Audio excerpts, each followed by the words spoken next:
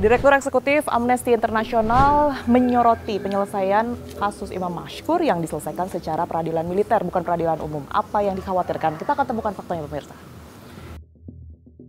Bang Usman, jika kita belakangan ini menyoroti mengenai kasus Imam Mashkur begitu ya, kita ketahui informasi terakhir ini sudah ada 3 anggota TNI yang kemudian ini dijadikan tersangka, dan untuk sipilnya ini informasi terakhir dari Polda Metro Jaya sudah ada 3 orang sipil juga yang dilakukan penahanan. Tetapi masyarakat tetap menilai ada sesuatu yang janggal begitu, Bang.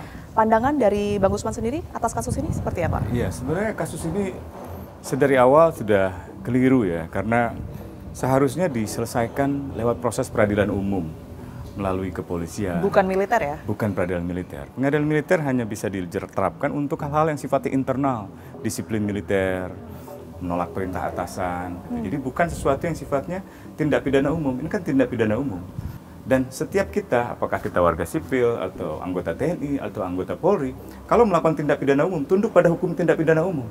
Oh, saya anggota militer, saya tidak tunduk pada polisi, nggak boleh. Tapi kan untuk saat ini kalau kita melihat dari sistem peradilan di Indonesia sendiri memang tidak bisa ya Bang ya, artinya mereka-mereka yang tergabung dalam instansi militer ini kemudian bisa menyelesaikan atau melakukan penanganannya ini melalui peradilan umum begitu.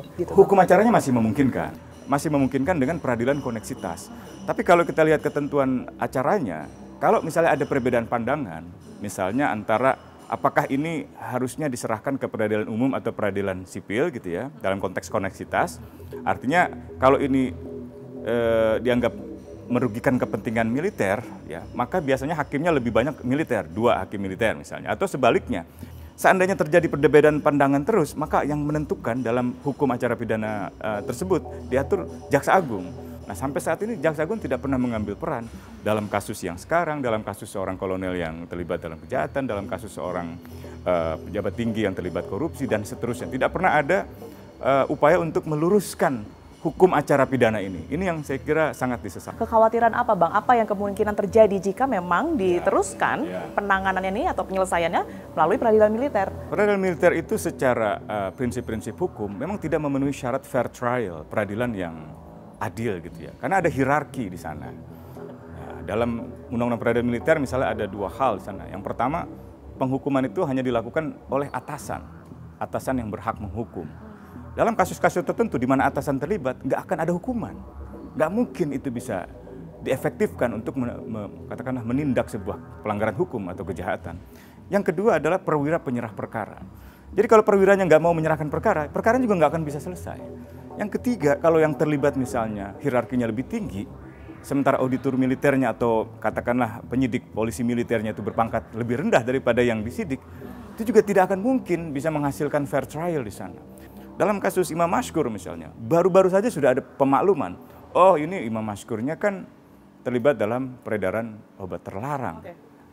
Obat ilegal. Dulu gitu ya. Apa urusannya dengan TNI? Sejak kapan TNI, anggota Pas Pampres misalnya, diberi mandat, wewenang untuk mengurusi peredaran obat ilegal, perdagangan obat ilegal? Apa urusannya? Dan kalau memang itu benar ada tindakan pidana atau ada jual beli obat ilegal, kenapa anggota TNI-nya meminta uang 50 juta? Jadi penjelasan semacam itu hanya sekedar ingin memaklumi, memberi semacam alasan pemaaf atau alasan pembenar supaya tidak dianggap mempermalukan militer. Kalau mau serius, serahkan saja ke dalam peradilan umum, serahkan kepada polisi. TNI punya tugas menjalankan tugas-tugas negara di sektor pertahanan. Ini urusan peradilan umum, silahkan aparat penegak hukum, kami hormati. Oke, bagus Pak. Berarti boleh diberikan pandangan juga, artinya yang harus dilakukan sebenarnya seperti apa? Karena kenyataannya adalah pelaku ini ketiganya juga masih terlibat atau masih terdaftar sebagai anggota militer begitu. Berhentikan artinya diadakan sidang internal terlebih dahulu. Bisa. Secara militer, bisa. Kemudian pemberhentian di situ. Pemberhentian, lalu diserahkan kepada aparat penegak hukum. Setelah itu dilanjutkan penanganannya oleh peradilan sipil. Peradilan sipil melalui kepolisian misalnya, lalu ke kejaksaan kalau berkasnya cukup, dan ia diberikan semacam hak pendampingan oleh kuasa hukum. Itu mungkin dilakukan ya Bang? Mungkin dilakukan kalau ada kemauan. Masalahnya ada nggak kemauan itu?